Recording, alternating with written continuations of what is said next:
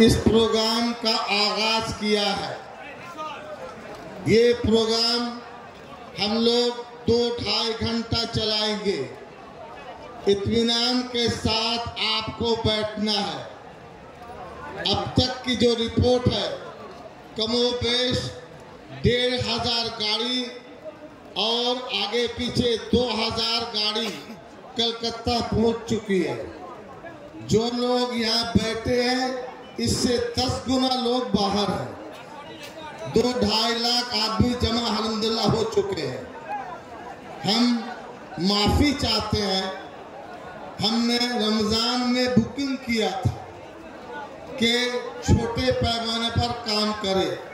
बदनसीबी ये बिल कानून में बदल गया, तो लोगों के खून में गर्मी पैदा हो गई।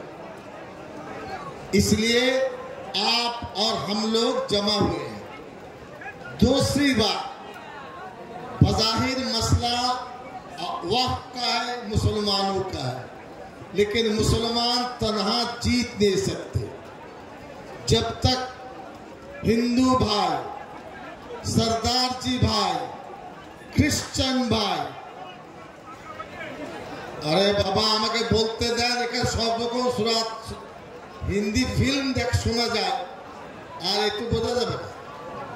হ্যাঁ, বাংলায় বলছি बोल भाभी অত মানে উত্তেজিত হবে।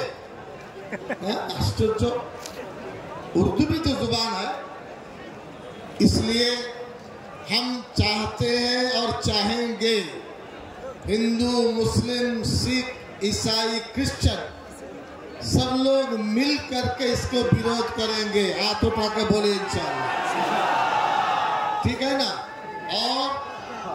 और ये चलेगा इंशाअल्लाह। हम लोग प्रोग्राम बताएंगे और तमाम लोग जो बाहर हैं, उन तमाम लोगों से गुजारिश है कि आप इत्मीनान के साथ 2 घंटा 2.5 घंटा, रमजान में 14 घंटा रोजा रखा, ना ना भात खाया। अगर रमजान में 14 घंटा रह सकते हैं, तो यहाँ 3 घंटा नहीं रह सकते। আজকের এই সভা কেন্দ্রের এনডিএ সরকার, যার প্রধানমন্ত্রী মাননীয় মোদিজি, তার বিরুদ্ধে এই সভা। সোজা 7টা কথা সোজা ভাবে বোঝা গেল। এই সভার আয়োজনের ক্ষেত্রে আমরা যখন মাঠটা বুকিং করি, তখন আইনটা আসেনি, পার্লামেন্টে উপস্থাপিত হয়নি। এই পার্লামেন্টের মানে বক্তব্য, তারপরে আইনে আপনার প্রণয়ন হওয়া, এতে মানুষের শরীরের রক্তটা গরম করে দিয়েছে। এখন আপনারা আমাদের সাথে বিভ্রান্ত হবেন না, এটা আমি বলে যাচ্ছি। এমন কোনো কাজ করব না অন্য কোনো ভাইয়ের কাজে বা প্রাণে আঘাত লাগে। মুসলমান সমাজ, এরপরে আমাদের সর্দারজিরা বসে আছে, স্বর্ণ মন্দির তাদের প্রাণ, প্রচুর সম্পত্তি ভারতবর্ষে অন্য জায়গায়। কাল যদি এর উপরে হামলা হয়, ইনশাল্লাহ আমরা ওদের পাশে দাঁড়াবো না, দাঁড়াবো না। একইভাবে খ্রিস্টান কমিউনিটি, প্রচুর সম্পত্তি, এদের বলছে বলে এবার খ্রিস্টানদের পালা। আমরাও সেখানে দাঁড়িয়ে একসাথে প্রতিবাদ করব। এই পরিস্থিতিতে আজকের সভা। আমরা রেজুলেশন লিখেছি, সেই রেজুলেশন পড়ে আপনাদের কাছে শোনানো হবে। উর্দু রেজুলেশন আছে, সেটাও আপনাদের সামনে পড়ে আমরা শোনাবো। অনেককেই আমরা ডেকেছি, আমি নাম বললে যদি না আসে, না মিথ্যা সাব্যস্ত হবে, এ কাজ আমরা করি না।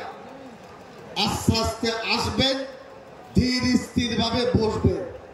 একটু বাথরুম টয়লেট দরকার হলে বয়স্ক ছেলেরা 2 ঘন্টা পর গেলেও চলবে। আর যারা বয়স্ক আছেন, বাইরে আপনার পোর্টেবল টয়লেট আছে, ধীরে ধীরে যাবেন। মা বোনেরা এসেছেন, এরা আমাদের সম্মানের, এরা আমাদের ইজ্জতের। অতএব মা বোনরা এসেছেন মানে পুরুষ যেমন যাচ্ছে, হ্যালো, মায়েরা যাচ্ছেন, এ ওয়াকফ বিল আমরা মানব না। বোঝা গেল? এখন আপনাদের সামনে কাগজ পেলেন তো? পাননি? ওখানে বলবেন, এখানে দাঁড়িয়ে বলবেন, দাঁড়িয়ে বলা ভালো। সরব একটা সরব। আপনাদের সামনে আমরা যে প্রস্তাব গ্রহণ করে কি করতে চাইছি সেটা এর মধ্যে লেখা আছে। জেলায় জেলায় পাঠিয়ে দেব। আর একটি বড় খবর দিচ্ছি, যে গেছে না ঘুমোচ্ছে, সবাইকে হাত তুলতে হবে। আমাদের সভাপতি সাহেব পড়বেন, 1 কোটি সই করে মোদির কাছে পাঠাবো। হাত তুলে বলো। সারা বাংলার 1 কোটি মানুষ রেজলিউশন পাঠাবে যে তুমি অন্যায় করেছো, জুলুম করেছো, তুমি এটাকে গিলে খেয়ে নাও, আর আমাদেরকে দেখাবে না। বুঝতে পারবে না? আপনাদের কাছে কাগজ যাবে, সই করবেন, কাগজ নিয়ে যাবেন, বাড়িতে সই করাবেন। 1 কোটি, ঠিক আছে? হ্যাঁ, ইনশাল্লাহ। আমি আমাদের শ্রদ্ধেয় আমাদের সহসভাপতি অধ্যাপক মনজুর আলম সাহেব, যিনি আলিয়া মাদ্রাসা ইউনিভার্সিটির HOD ছিলেন, আমি তাকে অনুরোধ করব তিনি এটা একটু পড়ে শোনা। একটু দাঁড়ালে ভালো হয়, একটু দাঁড়ান, সুবিধা। বিসমিল্লাহির রহমানির রহিম। ওয়াকফ সংশোধনী কালা কানুনের বিরুদ্ধে পশ্চিমবঙ্গ রাজ্য জমিয়তে ওলামার আহ্বানে গণ অবস্থান। স্থান রামলীলা ময়দান, মৌলানি, কলকাতা। তারিখ 10 এপ্রিল 2025 বৃহস্পতিবার। সভাপতি জনাব মৌলানা সিদ্দিকুল্লাহ চৌধুরী সাহেব। ওয়াকফ ইসলামী শরীয়তের একটি অবিচ্ছেদ্য অঙ্গ। কোনো ব্যক্তি তার মালিকানাধীন কোনো সম্পত্তি বা সম্পদ নিজের মালিকানা থেকে মুক্ত করে আল্লাহর সম্পত্তি ঘোষণা করে আল্লাহর উদ্দেশ্যে জনকল্যাণ ও জনসেবার জন্য উৎসর্গ করলে সেই উৎসর্গ করার কাজটিকে ওয়াকফ বলা হয়, এবং যিনি ওয়াকফ করেছেন তাকে ওয়াকিফ বলা হয়। বুখারী শরীফের বর্ণনায় মদিনার মসজিদে নববীর মূল যে সম্পত্তি সাহাল এবং সোহাইল নামক নাবালক 2 ভাইয়ের সম্পত্তি ছিল, সেই সম্পত্তি ক্রয় করে মসজিদে নববীর জন্য নবীজি ওয়াকফ করেছেন। এত ব্যতীত হাদিস, কোরআন ও ফিকহ শাস্ত্রে ওয়াকফের বিষয়ে অসংখ্য প্রমাণ রয়েছে। হযরত জাবির রাদিয়াল্লাহু তাআলা আনহু বলেন, রাসূলুল্লাহ সাল্লাল্লাহু আলাইহি ওয়াসাল্লামের সাহাবীদের যাদেরই সামর্থ্য ছিল তারা সকলেই ওয়াকফ করেছেন। সেই পরম্পরায় 1400 বছরের বেশি সময় ধরে মুসলিম সমাজের সামর্থ্যবান ব্যক্তিরা নিজেদের সম্পত্তিকে ওয়াকফ করে এসেছেন। এই ধারায় আজ পর্যন্ত কোনো ছেদ পড়েনি। মসজিদ, মাদ্রাসা, খানকাহ, ঈদগাহ, কবরস্থান প্রভৃতি হেফাজত করার লক্ষ্যে জমিয়ত উলামায়ে হিন্দের কেন্দ্রীয় ওয়ার্কিং কমিটির সদস্য জনাব মোহাম্মদ কাজিমি সাহেব রহমতুল্লাহ আলাইহি 1951 সালে ভারতবর্ষের সংসদে খসড়া ওয়াকফ বিল পেশ করেন।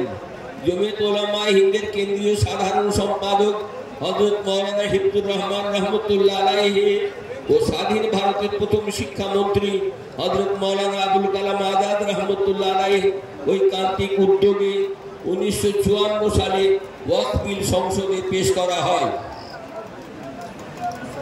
এবং আইনে পরিণত হয়। পরবর্তীকালে 1995 সালে জমিয়ত উলামায়ে হিন্দের প্রচেষ্টায় নরসিমা রায়ের প্রধানমন্ত্রীত্বে আরও সুসমন্বিতভাবে ওয়াকফ আইন পাশ হয় এবং 1 জানুয়ারি 1996 থেকে এই কানুন দেশ জুড়ে সব রাজ্যের জন্য লাগু হয়। এনডিএ সরকার সংখ্যাগরিষ্ঠতা ও ক্ষমতার অপব্যবহার করে লোকসভায় ও রাজ্যসভায় ওয়াকফ সংশোধনী বিল 2025 পাশ করিয়েছে। দেশ স্বাধীন হওয়ার পর থেকে আজ পর্যন্ত কোনো প্রধানমন্ত্রী ও সরকার এভাবে শক্তি প্রদর্শন করে ওয়াকফ আইনের মৌলিক চরিত্রকে পরিবর্তন করার হঠকারিতা দেখাননি। আমরাও চাই ওয়াকফ বোর্ডে দুর্নীতি দূর হয়ে ওয়াকফ সম্পত্তি সুরক্ষিত হোক, কিন্তু এই আইন ওয়াকফ সম্পত্তি সুরক্ষিত করার পরিবর্তে নিঃসন্দেহে আরো জটিলতা সৃষ্টি করবে। বিতর্কিত ওয়াকফ সংশোধনী বিলের মাধ্যমে কেন্দ্রে বিজেপি সরকার ওয়াকফ বোর্ডের উপর সরকারি কর্তৃত্ব বাড়িয়ে ওয়াকফ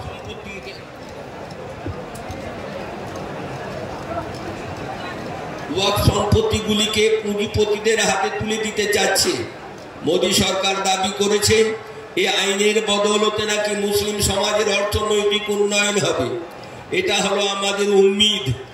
10 বছরের বেশি কেন্দ্রে ক্ষমতায় থেকে মুসলিম সমাজের জন্য যারা বাজেট বরাদ্দ হ্রাস করে তাদের মুখে এই মেকি মুসলিম দরদ শোভা পায় না। মুসলিম নিধনে এবং অধিকার ছিনিয়ে বঞ্চিত করা বিজেপির মূল লক্ষ্য।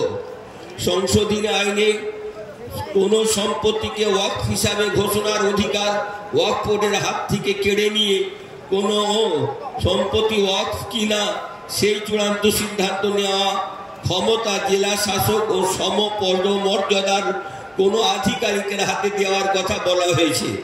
এর ফলে পুরাতন মসজিদ, মাদ্রাসা, মাজার সবকিছুই চ্যালেঞ্জের মুখে পড়বে।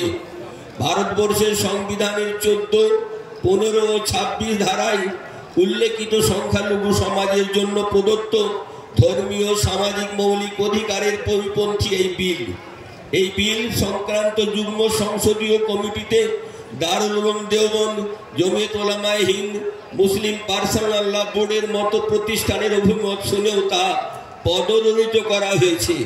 এমনকি বিরোধী দলের সাংসদদের প্রস্তাবিত সংশোধনীকেও উপেক্ষা করা হয়েছে। লোকসভায় বিরোধী দলগুলি এই বিলকে বেআইনি বলে আখ্যায়িত করেছেন, সংবিধান বিরোধী বলেও বক্তব্য রেখেছেন। দেশের পবিত্র সংবিধান উপেক্ষিত হলে জনগণ কোথায় বিচার পাবে? ব্রিটিশ জামানায় যখন স্বাধীনতা আন্দোলন করার দায়ে শাইখুল ইসলাম রহমতুল্লাহ আলাইহি, মৌলানা আজাদ রহমতুল্লাহ আলাইহিরা কারাগারে বন্দী, তখন সাভারকাররা ব্রিটিশের কাছে মুচলেখা জমা দিচ্ছেন। লন্ডনের ইন্ডিয়া হাউস আজও তার সাক্ষী হয়ে দাঁড়িয়ে আছে। সাভারকারের অনুগামী বিজেপি RSS এর এজেন্ডা বাস্তবায়নের লক্ষ্যেই সংখ্যালঘু সমাজকে টার্গেট করার জন্য এই বিল পাস করেছে। তাদের পক্ষে ভারতবর্ষের মুসলিম সমাজ মসজিদ, মাদ্রাসা, ঈদগাহ, কবরস্থান, খানকাহ ব্যতীত যাদের ধর্মীয় অধিকার ও পরিচিতি অসম্পূর্ণ তাদের পক্ষে এই কালা কানুন মেনে নেওয়া সম্ভবপর নয়। ওয়াকফ আইনের নামে যে খড়গহস্ত নেমে এসেছে তা শুধু মুসলমান সমাজের পক্ষে একা লড়াই করে জেতা যাবে না। দেশের বৃহত্তর জনগোষ্ঠী হিন্দু, শিখ, খ্রিস্টান, বৌদ্ধ, জৈন, পার্সি, দলিত, আদিবাসী সকলকে নিয়ে একসাথে লড়াই করতে হবে ও জিততে হবে। রাজ্য কমিটি স্থির করেছে যে ওয়াকফ সংশোধনী আইন বাতিলের দাবিতে 1 কোটি স্বাক্ষর সম্বলিত চিঠি মাননীয় প্রধানমন্ত্রী নরেন্দ্র মোদীর নিকট প্রেরণ করা হবে।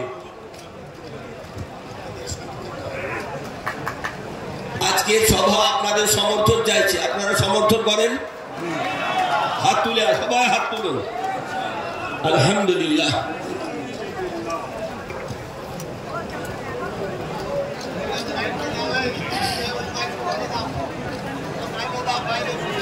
এই সভার মূল প্রস্তাব আপনাদের সামনে এসেছে। হাউস আপনারা সকলে মিলে হাত তুলে তার সমর্থন করেছেন। এখানে জেলার প্রতিনিধিরা আছেন, সভাপতি সম্পাদকরা আছেন।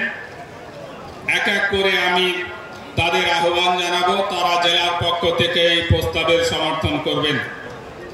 सर्वप्रथम सबसे पहले मैं कलकत्ता जमीयत उलमा के सदर जनाब हाफिज अब्दुल रज़ाक साहब को दावत दूंगा, वो आएंगे और इस तजवीज़ की तायद फरमाएंगे। हाफिज अब्दुल रज़ाक साहब, सदर कलकत्ता जमीयत उलमा।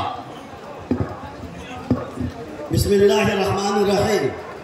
इस वक्त जो बातें सामने आई है, हम अपनी तरफ से और कलकत्ता के तमाम बाशिंदों की तरफ से हम भरपूर उसकी तारीफ करते हैं।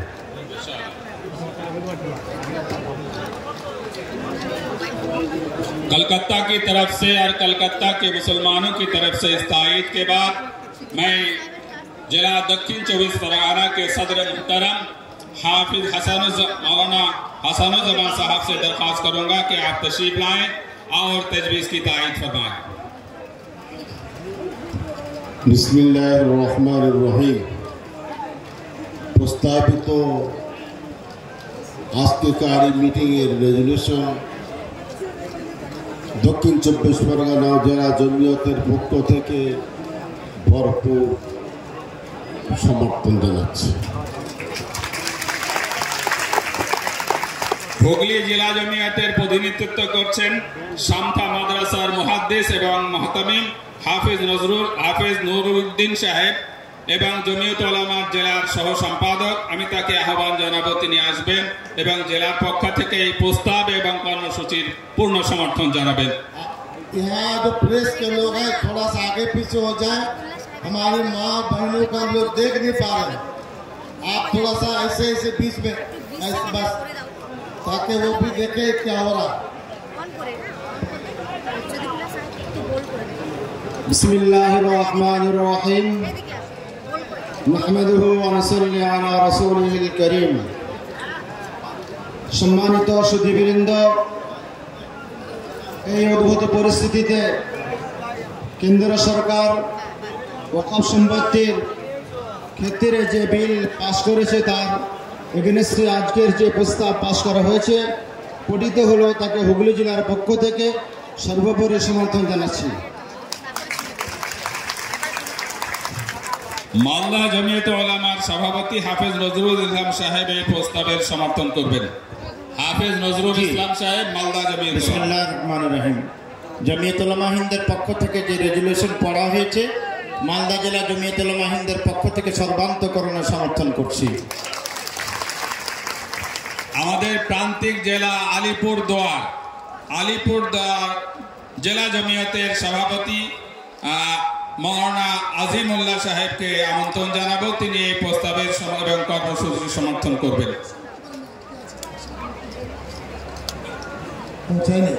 চলো ঠিক আছে, ও রাস্তায় আটকে গেছে, এখনো পৌঁছাতে পারেনি, আসলে আমরা ইনশাআল্লাহ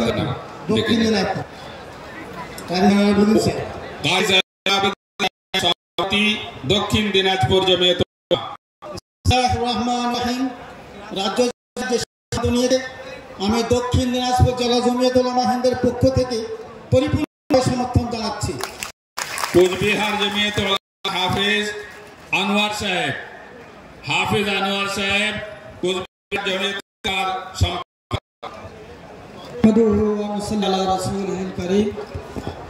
আজ কেন্দ্রীয় সরকারের যে বিল আমাদের এই প্রকাশ্য সমাবেশে যে পাঠ করে শোনালেন,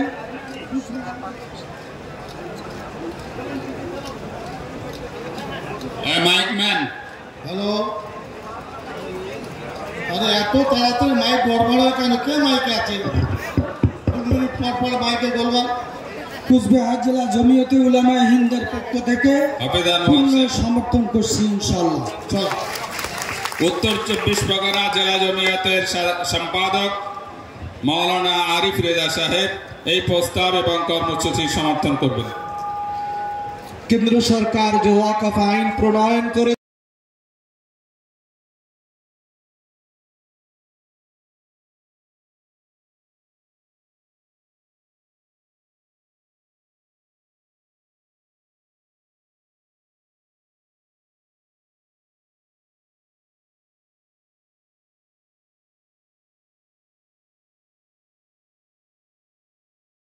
যখনই কেউ মাথা নেড়েছে, তেনার মন্ত্রিত্ব দিকে খেয়াল রাখেননি, জাতিকে মিসগাইড করেননি। তিনি এই বয়সে এখনো সবারই আগে, ভারতবর্ষের জমিয়তের সমস্ত নেতৃত্বের আগে এখনো সর্বপ্রথম ইসলামের হয়ে, জাতির হয়ে লড়ে চলছেন, তিনি চলবেন। আমরা ওয়াদা করছি, সিদ্দিকুল্লাহ তুমি এগিয়ে চলো, আমরা আরো লোক দিয়ে, জীবন দিয়ে তোমার পিছনে আছি। জলপাইগুড়ি জেলা জমিয়তের সাধারণ সম্পাদক মাওলানা হাসিনুল ইসলাম সাহেব, জলপাইগুড়ি, প্রস্তাবের বাড়ি শহর নগর যে বাজে সরকার এক কলমের খুঁচায় কেড়ে নিতে চায়, সেই সমস্ত বিপন্ন মানুষের পাশে দাঁড়িয়ে কোমর বেঁধে যিনি মানুষকে পুনর্বাসন দেওয়ার আন্দোলন নন্দীগ্রাম থেকে করেছিলেন, সেই নন্দীগ্রামের মানবতার চূড়ান্ত অভিমুখ হযরত মাওলানা সিদ্দিকুল্লাহ সাহেবকে আজ জমিয়তের পক্ষ থেকে জানায় হার্দিক অভিনন্দন এবং মোবারকবাদ। দ্বিতীয় পর্যায়ে আমি দেখছি মঞ্চে, দেখুন আজকের এই আন্দোলন শুধু মুসলমানের বিপদ নয়। জমিয়ত উলামা মনে করে এই আন্দোলন ভারতবর্ষের ওই জমি হাইনা, জমি মাফিয়া, একটা একটা করে সম্প্রদায়ের ধর্মীয় অধিকার, ধর্মীয় স্থান তারা এই ভারতের গণতন্ত্রের ভোটের অধিকার পেয়ে সব কেড়ে নিতে চাচ্ছে তিলে তিলে তিলে তিলে। আমাদেরকে সংখ্যালঘু যারা, এদেরকে ভারতবর্ষের রোহিঙ্গা বানাতে চাচ্ছে। ওই চক্রান্তকারী ভারতবর্ষের সম্মানিত প্রধানমন্ত্রী, সে যে আজ আমাদের ভাতে নয় পেটে লাথি মারতে চাচ্ছে ওয়াকফের সম্পত্তি কেড়ে নিয়ে, তার বিরুদ্ধে আজকের এই মহান সম্মেলন। আমি মনে করি এই সম্মেলন জমিয়ত উলামার ডাক দিয়েছে ঠিকই, কিন্তু এই সম্মেলন ভারতের সংবিধান যারা চান, সে সিপিএম এর মানুষ হন, কংগ্রেসের বন্ধু হন, তৃণমূলের বন্ধু হন, আবার আমি বিনয়ের সাথে বলবো বিজেপিরও অনেক বন্ধু চান যে আমাদের ভারতবর্ষ যেন চুরমার না হয়ে যায়। যারা চান আজকের সম্মেলনের আহ্বান, আসুন সিপিএম এর বন্ধুরা, আসুন কংগ্রেসের বন্ধুরা, আসুন তৃণমূলের বন্ধুরা, আসুন সংবিধানের পক্ষে যারা আছেন বিজেপির বন্ধুরা, একজোট হয়ে যারা ওয়াকফের সম্পত্তি কেড়ে নিয়ে ভারতবর্ষের সংবিধানের ওই 2 তারিখের গভীর রাত্রে ডাকাতের মতো যারা সংবিধানকে লুণ্ঠন করেছে, ওই লুণ্ঠনকারীদের সর্বপরিকল্পনা ব্যক্ত করছে। আমাদের সম্মানিত সভাপতি বলছেন আপনি চুপ করুন, এই বলি আমার বক্তব্য শেষ করছি। তবে একটা কথা,